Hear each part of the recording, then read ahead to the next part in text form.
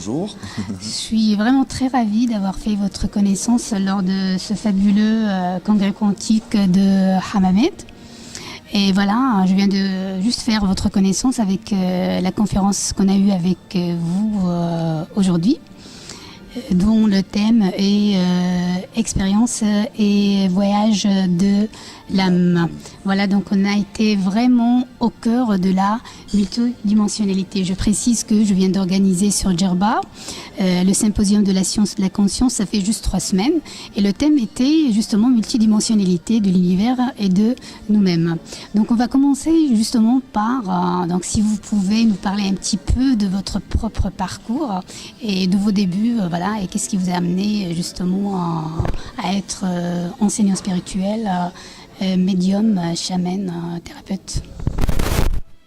Bon, alors en somme, c'est venu assez vite, parce que déjà dans mon enfance, je parlais devant mon miroir, j'enseignais des choses. Moi, sincèrement, c'est ce que j'ai senti quand je vous ai vu. On ressent que vous êtes né avec ça. C'était pas vraiment une démarche purement rationnelle et puis un peu de bouscule. Pour vous, c'était, j'ai senti que vous êtes né avec ça. Donc, Alors je suis né à moitié avec ça. Je suis né dans l'idée d'enseigner, c'est clair, c'était là, même à l'école, à l'enfantine, j'enseignais aux gens tout le temps. Par contre, j'ai quand même eu un parcours pour me perfectionner, pour me guérir de certaines choses. Donc il y a accepter ma mission, mais aussi pour me guérir de mes blessures, parce que les deux sont vrais. Pour enseigner, il vaut mieux déjà avoir un peu travaillé sur soi, plus la thérapie comme je l'ai fait, je travaille vraiment très profond avec les gens, donc très précis. Donc forcément, si moi-même je travaille pas sur moi, ça va pas. Ça veut dire que à un moment donné, un bon thérapeute normalement devrait thérapier lui d'abord. C'est toujours, comme je dis aux gens, en faisant ces stages, je me thérapie aussi. Donc c'est venu très vite. Après, quand j'ai commencé à lire, j'ai lu des ouvrages sur la spiritualité, des choses comme Edgar Cayce, Lobsang Rampa. J'étais tout le temps dans cet univers très rapidement. En somme, il n'y a que ça qui m'intéressait dans la vie. Quelque chose, à l'idée de faire un apprentissage, un travail. J'arrivais pas à me situer dans un travail normal. J'étais jamais à ma place, jamais. Alors je faisais ça, ça m'ennuyait. Après, il y a des choses que je faisais, c'était pas dans mon état d'esprit. Les choses que j'aurais voulu faire n'étaient pas disponibles parce qu'il fallait toujours des diplômes.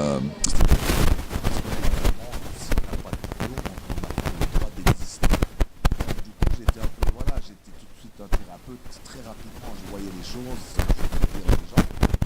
Mais ça se fait seulement quand on a un diplôme, un doctorat en psychologie ou on est psychologue ou même psychiatre. Là, on a le droit de travailler les gens. Mais des gens comme moi, on n'a pas le droit. Et pourtant, je trouve que l'idéal, le meilleur diplôme, c'est la vie. C'est quand même là-dedans qu'on apprend toutes les choses vraiment de la vraie psychologie, parce que les livres nous relatent des choses, même si on peut étudier, il n'y a pas de souci. Pour moi, je ne suis pas contre ça. Par contre, c'est trop cérébral. Il faut aller dans la pratique et dans le travail que je fais. Vraiment, je suis très très précis. C'est pas toujours facile, hein, les gens qui viennent là. Des fois, ils viennent, oui, je veux. Et puis quand je les travaille, non, c'est pas vrai. Donc, ils sont sur la défensive. Donc, tout ça, il a fallu que je travaille aussi un peu mes propres peurs, mes propres doutes, me guérir déjà un bout pour pouvoir faire ce travail. Après, là, à côté, j'ai toujours senti que j'étais en contact avec le monde spirituel. Toujours. Avec mes guides, j'ai eu plusieurs fois des événements dans ma vie. Une apparition, une fois, vraiment, ça ne m'a pas quitté depuis mon enfance pour pas que j'oublie ce que je suis venu faire. Et comment vous avez commencé à faire des voyages conscients dans d'autres plans d'existence autres que la dimension physique? Parce que tout à l'heure, quand vous parlez de ces différentes dimensions, de ces différents plans, personnellement, je sentais qu'on ne pourrait pas avoir une seconde de doute que vous avez vraiment vécu ça. C'est-à-dire, vous en parlez avec une certitude qu'on ne peut pas avoir, qu'on ne peut pas être nous-mêmes dans le doute, quoi. Donc le comment Alors il y a eu plusieurs choses. Il y a eu des choses. C'est pas seulement monobloc. Il y a des fois des voyages où je me souvenais que d'un petit peu. Mais j'ose imaginer ce qui manque pour retrouver la mémoire. Parfois, j'ai vraiment fait des voyages où j'étais conscient. parfois, ça arrive même quand je fais un channeling avec les gens, tout d'un coup, il y a la mémoire qui revient. Donc, c'est plusieurs choses qui fait que il y a des souvenirs après, il y a les guides qui m'enseignent des choses. Alors, quand ils m'enseignent Sur quelque ces chose, différents plans. c'est que ça vient directement. Tout d'un coup, ils m'enseignent et puis je suis comme vous, élève, en même temps que j'enseigne. Ça aussi, c'est une chose. Après, il y a des gens... Et eux aussi, ils vous enseignent et eux aussi sont élèves dans leur propre plan. Dans leur propre plan. Mais là où j'étais étonné, c'est que même nos propres guides peuvent se positionner en tant qu'élèves. Et moi, je ne comprenais pas pourquoi eux qui s'étaient réalisés sur Terre, avec ceux que je travaille en tout cas, comment ça se fait. J'ai dit, mais pourquoi vous vous mettez dans la salle à m'écouter? Vous savez déjà. Il a dit, mais le savoir n'a pas d'importance. C'est que c'est à travers toi, cette vérité passe à travers toi. Donc dans les mondes spirituels, ça fait une lumière spéciale. Et on vient de se nourrir de ça. Et ça m'avait troublé, parce que je me suis dit, tiens, c'est quand même faux. Mais c'est vrai qu'ils sont plutôt nos maîtres ou nos parents. Souvent, je vois les guides arrivent à jouer d'excellents parents si on ouvre l'oreille et la sensation qui sont là pour nous aider, bienveillants, toujours avec des bonnes... Mais comme je dis, moi je trouve pas que c'est quelque chose de... C'est extraordinaire, mais c'est pas extraordinaire dans le sens, on a tous cette connexion, parfaitement. C'est juste que certains ont oublié, certains ont... Il suffit d'avoir des blessures suffisamment grosses pour couper le contact. Ou l'ego. L'ego va ne pas vouloir entendre les conseils des guides parce que ça nous bouscule. Tout d'un coup, moi, j'ai des fois le guide il me dit, tu vois, dans cette situation, voilà ce qui s'est passé. Je dis non, pas du tout, je n'ai pas été comme ça. Donc je suis en colère, j'accepte d'être en colère, même envers mon guide. Donc je vis tout ce qu'il y a à vivre. Après, je commence à pleurer. Je dis oui, c'est vrai. Je vois. Comme beaucoup de gens ne veulent pas se remettre en question, ils pensent que les guides, ils sont jamais méchants. Hein, c'est toujours de l'amour pur. Ceci dit, ils peuvent montrer des choses... Ils sont des guides, ceux qui ne sont pas méchants. Non, ils ne peuvent pas l'être, c'est pas possible. Mais simplement, ils montrent. Voilà, Jean-Marie, regarde. Ouais. Est-ce que tu as vu que dans cette situation de vie, tu as été vraiment un tyran? Comment moi un tyran? C'est pas vrai. Donc on est sur la défensive. Et quand on voit pas ça, souvent l'ego, il va direct effacer le message des guides. Donc on n'entend pas. Pas parce qu'on est un mauvais médium, mais parce qu'on veut pas entendre. On veut pas se remettre en question. Et moi, je suis convaincu, donc d'ailleurs les quatre, avec Joanne, Tal et Gwen, on enseigne ensemble les mêmes choses et on voit bien que les gens ont un contact des fois même sans le savoir avec le guide, parce que je le vois. J'ai dit, tu vois, là, il y a quelqu'un qui passe à travers toi. Ah, il me semblait bien qu'il y a quelque chose qui s'est passé, mais ça se passe souvent, seulement le message était pour moi, même un jour dans un de mes propres stages, je me souviens, c'était incroyable. C'était un stage de 5 jours, c'était juste pour l'anecdote. Donc on a bien travaillé, les égos sont bien lâchés, et la personne me regarde et me donne un message. Jean-Marie, je me souviens plus ce qu'il a dit, on t'aime, et il a dit oui, je t'aimerai toujours, vraiment la phrase que mon guide me dit. Et j'ai pleuré parce que j'ai su qu'à travers lui, il était là le guide. Il m'a dit non tiens, qu'est-ce qui s'est passé, je me souviens plus. Et c'est là que je voyais la force quand même qui est à l'œuvre, mais comme on avait travaillé bien sur l'ego, l'énergie elle repasse. Et c'était miraculeux, parce qu'on s'est dit non bleu, tu vois, tout ce qui pourrait arriver, si on était plus conscient, plus redressé, qu'on osait un peu se remettre en question. Et si vous nous parlez comment on pourrait faire des voyages conscients dans ces différentes couches, dans ces différents plans de l'univers? Il y a beaucoup de solutions. Ouais. Des fois à travers le chamanisme, quand on fait des trans par exemple, ça nous permet de voyager très vite. D'ailleurs dans le monde entier, les choses se ressemblent quand même assez. Pour faire un voyage rapidement, il faut oser bouger le corps, sortir les émotions. On voit d'ailleurs, moi je trouve que souvent, les bouddhistes sont assez mentales, hein, comme c'est beaucoup de choses très compliquées. Ouais. Mais ils ont une tradition de médiums qui sont fous furieux. Pendant 3 heures, des fois ils se préparent, ils font... On se dit, bon Dieu, ils sont fous. Mais non, parce que l'important, si tu veux faire le contact, c'est d'être propre. Donc tu nettoies ton corps, tu le fais bouger, comme ça les énergies circulent, les émotions sont là, et puis hop, toi tu es connecté. Donc à ce moment-là, tu peux faire des voyages, tu peux être connecté, laisser passer des messages, faire de l'écriture automatique, de la peinture, parce que tout ça, c'est des voyages en somme, c'est ça qu'on ne sait pas. Ouais. C'est aussi des voyages dans une autre dimension. Par exemple, les gens qui peignent des choses magnifiques, c'est que tu entres dans ces dimensions-là, et tu deviens comme un grand réceptacle et tu laisses la musique. C'est des voyages aussi. en somme. Il faut voir le voyage d'une manière très grande, très vaste. Après, pour faire des voyages conscients, il n'y a pas vraiment de truc. Il y a des gens, ils s'endorment, ils respirent un peu et ils sortent. D'autres, ils se souviennent seulement le matin de rêves un petit peu. Donc il y a des moyens, il y a la respiration. Si je respire comme ça, à un moment donné, je vais sentir mes émotions. Après, on va encore plus loin. Et donc ça peut mener à ce qu'on appelle un voyage astral, c'est ça? Tout à fait. Après, il y a des formes de méditation aussi. Je veux dire, il y a pas. En somme, il faut tester, et puis tu verras bien la méthode qui va pour toi, ou les méthodes qui vont pour toi, parce que c'est pas toujours. Quelles sont les vertus de ce genre d'expérience? Ah, mais c'est qu'on revient déjà avec un témoignage que ça existe, l'autre monde, qu'il est bienveillant. Parfois, moi je vois, si ça arrive des fois dans des moments difficiles, ça nous fait du bien. C'est d'être conscient qu'on n'est jamais seul, quoi. Moi, je me souviens d'un voyage que j'ai fait très petit, très court, mais ça s'est resté pendant des mois et des mois et des mois. J'étais pas bien du tout, et tout d'un coup, je m'endors. Et là, je me retrouve vraiment, j'ai senti sur une autre planète, mais dans la matière. Donc, c'est dans cette galaxie, une planète précise qui habitait.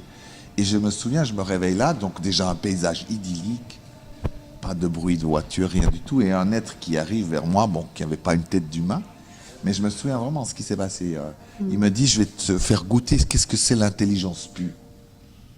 Et c'est vrai que il me met un espèce d'appareillage sur la tête, comme ça, comme une, tu sais, c'est la déesse Hathor ou je sais plus quoi, qui a ce truc-là, mais à l'envers. Il me le met sur la tête comme ça. Et tout d'un coup, je sens ça entre en moi. J'ai pratiquement eu un orgasme. Il a dit, tu vois, c'est par réfléchir qui est l'intelligence pure. Ça vient à toi. Tu vas dedans et c'était vraiment, j'étais en larmes tellement c'était extraordinaire. C'est grande joie. Ah oui, plus c'était plus. C'était comme un orgasme, je sais pas. C'était un extase et tout d'un coup, j'ai dit waouh, je comprends parce que beaucoup de gens ils disent oui, l'intelligence, ils réfléchissent comme ça dans leur tête. Ça, c'est juste un détail. L'intelligence pure, normalement, le mental, s'il fonctionne bien, devrait fonctionner comme ça. C'est l'intelligence pure ou bien c'est une intelligence pure parmi d'autres? C'était vraiment, c'est celle qui englobait tout. Après, il y a des ramifications, d'accord? Un va créer les mathématiques, l'autre va créer un tas ensemble. Ça, à partir de cette intelligence-là, tout se crée, d'accord? Mais donc c'est un peu la matrice, c'est un peu la source. Mais on peut la vivre en énergie pure. Qu'est-ce que c'est? Et c'est pure extase. Et ça n'a rien à voir avec réfléchir ou faire ça. Et cette expérience, 2 mois, j'étais heureux dans ma vie. Je faisais comme ça. Tellement c'était fort. C'est des choses qui sont restées. Bon, après, ça s'estompe parce qu'il y a la vie sur Terre qui n'est pas toujours facile avec ses problématiques. Mais en tout cas, pour moi, ça a été vraiment des révélations. Vraiment, j'ai adoré ça. Et après, il y a eu d'autres voyages. Il y a eu des simples voyages, comme on verrait dans les films ou dans les livres, où tout d'un coup, je m'endors, mais j'étais paisible. Et je vois, je monte, je traverse la maison.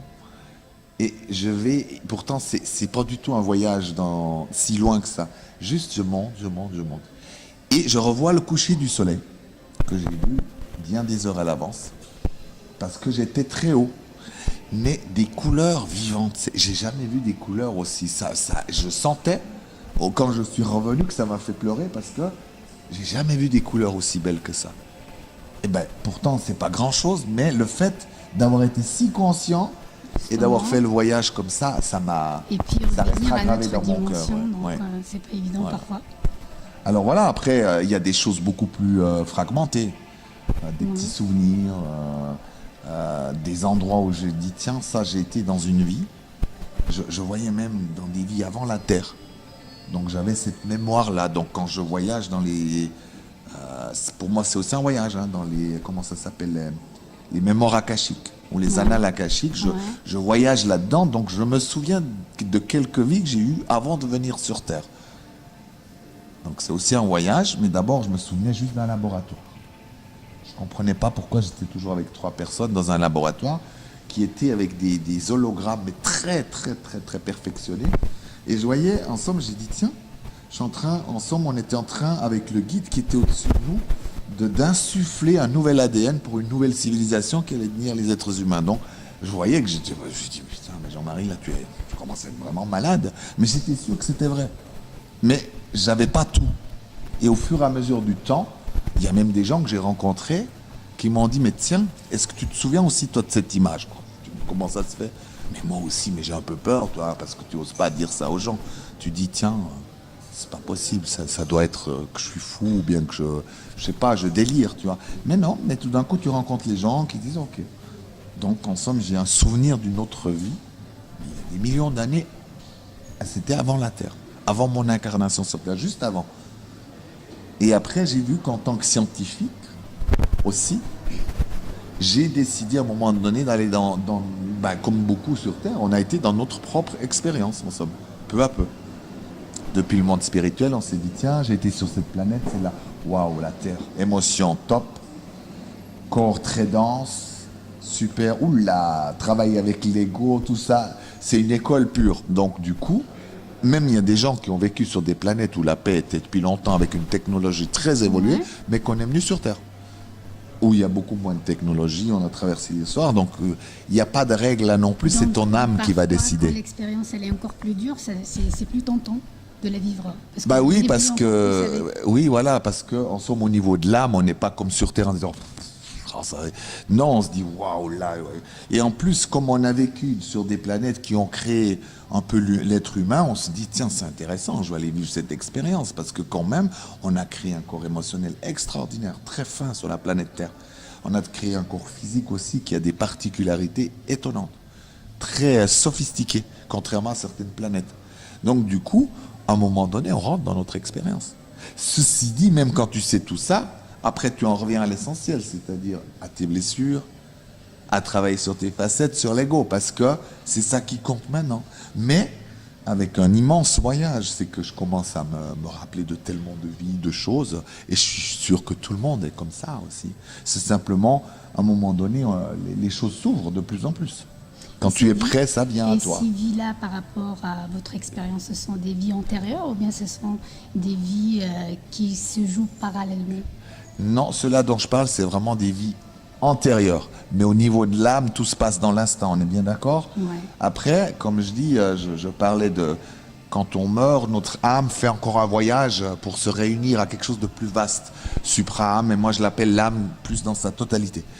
Et du coup, à partir de là, on peut vivre des choses en même temps.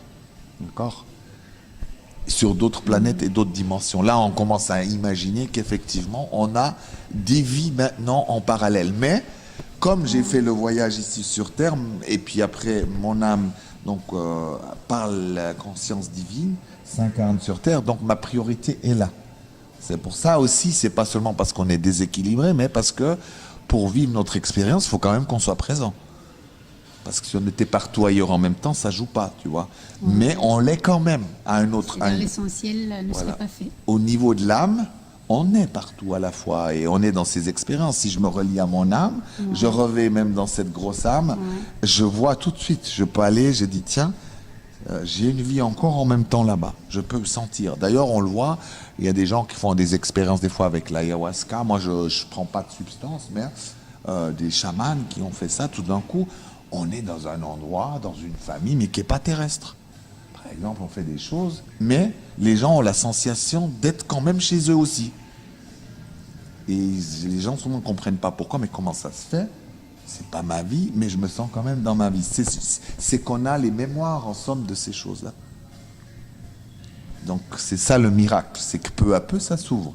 Mais ça c'est là pour tout le monde, hein. C'est pas juste... On parle souvent du passage de l'humanité de la 3e dimension à la 5e. Voilà, si vous nous en parlez un peu plus de ce passage. Ah oui, mais moi j'ai un peu de peine toujours. Alors on est dans un grand passage, on est dans un grand mouvement qui va faire que effectivement l'humanité... Tout le monde ressent ce passage-là, oui. quand même. Mais il va prendre un certain temps parce que d'abord il faut qu'on soit des êtres conscients, ça se fera pas comme ça. Il y a un travail à faire qu'on est dû faire depuis le début de l'humanité et on va pas y échapper. Simplement le temps pour le faire va être de plus en plus court, on va y arriver de plus en plus vite, on va voir les choses de plus en plus vite et donc aussi on pourra imaginer un autre monde. Mais après la 5e dimension, on y vit quand même tout le temps. Des parties de nous sont déjà dans cette 5e dimension. La seule chose c'est que la conscience va faire que ce sera vraiment conscient, même jusque dans nos cellules. Voilà. Parce que nos cellules vibrent encore et sont... on a parlé souvent de la ADN, mais pas des cellules. Mais une cellule, en somme, si maintenant je l'ouvrirais à la pleine conscience, je brûlerais tellement il y a d'informations. Mais en réalité, ma cellule peut se souvenir de toutes mes vies, de tout ce que j'ai vécu partout dans l'univers. Donc du coup, c'est extraordinaire simplement. Elle est encore un peu endormie, comme l'ADN. Tout va pas à pas. Donc même la structure de notre corps va changer. On pourra le régénérer de plus en plus vite. Mais d'ailleurs, ça, c'est scientifiquement prouvé. C'est qu'ils voient bien qu'il y a des gens qui arrivent à régénérer leur corps. Même avec le jeûne, on peut pendant 3 ans rien manger. Et puis qu'il y a des gens qui vivent très bien comme ça. Bref. Avec des études à l'appui qui existent, donc on sait très bien que la matière, nous on peut changer la structure de la matière. Maintenant, c'est loin. J'aime ramener les gens nouveaux là parce que les gens, oui mais tu vois, de toute façon je ne m'inquiète plus, dans la semaine prochaine on est dans la 5e dimension, j'ai dit, tu oublies juste une chose, que tu es venu sur Terre pour faire ton travail et tu ne vas pas y échapper. Pour l'instant, tu as tellement peur de vivre que tu t'accroches à la 5e dimension. Ben, ça te fait rester justement en bas parce que si tu es bien, tu acceptes pleinement la vie dans la matière. Donc, il n'y aura même pas à dire, justement, tout n'est qu'illusion. Moi, je m'en fous de ça. À la longue, c'est que je me dis, bon, on est dans la matière. Donc, c'est pas grave. Je sais que je suis tout ça à la fois. Donc, cette conscience va permettre de plus en plus à être à l'aise dans toutes les dimensions. Voilà. Donc, c'est pas que c'est pas vrai. C'est que simplement, je me demande toujours à qui profite le crime. C'est que souvent, des fois, on parle beaucoup de ces choses. Il y a des gens, je vois des sites, des fois, on ne parle plus que de ça. Oui, je crois que c'est la semaine prochaine parce qu'il y a une nouvelle astre qui vient sur la Terre. Donc on est aussi un peu dans le délire dans tout ça. Parce qu'on voit bien que les gens sont plus centrés, plus enracinés. Et donc parmi ce qui m'a touché vraiment lors de votre conférence, c'est que j'ai vraiment senti que vous incarnez la fluidité entre vos différentes facettes et vos différents corps. Et donc j'aimerais savoir les raisons de ça. Est-ce que c'est vraiment cette connexion à d'autres plans de l'univers ou bien autre chose? La fluidité ou bien est-ce que vous l'avez toujours été ou voilà. Non, mais la fluidité, ça dépend. Hein. Des fois, je suis pas fluide du tout. Avant de venir sur scène, j'ai très peur de parler comme ça en public, avec d'autres professeurs aussi, dans un congrès. Ça ne se voit pas. Ah, mais ceux qui étaient proches de moi, ils l'ont ressenti. D'ailleurs, ils m'ont pris dans les bras parce qu'ils savent très bien que j'ai peur. Oui. Oui. Alors après, une fois que je parle, ça part. Ouais. Et puis on sent, ça se pose. Mais il n'y a pas de souci. J'ai pas très bien dormi cette nuit. Tu vois, à mon avis, il faut pas. Moi, j'aime montrer les choses telles qu'elles sont. Non, j'ai été élevé aussi un peu dans la peur, toujours de tout. Donc, je le travaille toujours. Hein. Comme je dis, on a des missions de vie, mais dans ces missions de vie, on travaille aussi des choses. Bah, imagine-toi, moi, j'ai envie de fuir le public, les gens. Moi, là, je suis gâté. Donc, je suis obligé de le travailler. Parce que ma mission de vie me sert aussi à me guérir. Tu vois ? C'est pour ça que j'ai choisi d'être thérapeute aussi. C'est que ça me permet de voir les gens, dire tiens, mais t'es la même chose comme lui. Ouais, donc, ok. Donc, je donne des solutions à la personne, mais je dis tiens, ça c'est pour toi aussi. Hein. Donc, du coup, j'estime pas que moi, j'ai plus rien à voir. C'est tout le temps. Et là, j'ai encore vu plus que jamais que j'ai donné de conférences, que sur Facebook ou en live, c'est pas la même chose. À l'interview, je me sens plus à l'aise, tu vois. Et bien, il y a des domaines où je voyais bien, comme celui-ci, le grand rassemblement avec d'autres intervenants, plus des scientifiques. Waouh, je me suis dit, ça m'a fait peur, tu vois. Donc, je travaille. Mais au moment après, quand tu parles, c'est bon. C'est parti. La peur s'enlève. Et puis après, tu dis ce que tu as à dire. Oui. Un petit mot, je sais pas. Oui, je l'ai déjà dit aujourd'hui, mais je le dis encore. Je crois que vraiment, ce que je peux inviter les gens, c'est vraiment d'oser vivre. Il faut vraiment oser. Il faut oser un peu partir de chez soi, un peu visiter le monde, oser vivre sa vie. Si on a envie de faire telle et telle chose, parce que beaucoup de gens disent « c'est dommage, je me suis quand même sacrifié, j'aurais voulu faire ça ». Eh bien, il faut faire ces choses-là dans la vie. Il faut aller vers nos rêves, vers nos envies. Il faut voir le monde, apporter ses talents. Si on aime Si on a envie d'apporter la peinture, il faut apporter la peinture. Vraiment, c'est vraiment essentiel. C'est suivre ses Ouais. propres désirs. Oui, voilà, vraiment. Oh, c'est vraiment des choses profondes qu'on a en nous, qu'on a envie de faire, même si ça paraît fou. Il y a des gens qui disent, mais attends, moi je peux pas être médium. J'ai dit, mais pourquoi pas? Ouais, mais tu te rends compte, qu'est-ce que va me dire ma famille, les gens autour de moi? Donc je dis, osez, osez. Plus que jamais, c'est très payant. On rencontre très vite les gens dont on a besoin pour y arriver. Alors, Voilà, merci c'est ce que encore j'avais à une dire. fois, Merci. Madame. Merci à toi. Et à une autre fois, Merci. certainement, peut-être à Djerba. Oui.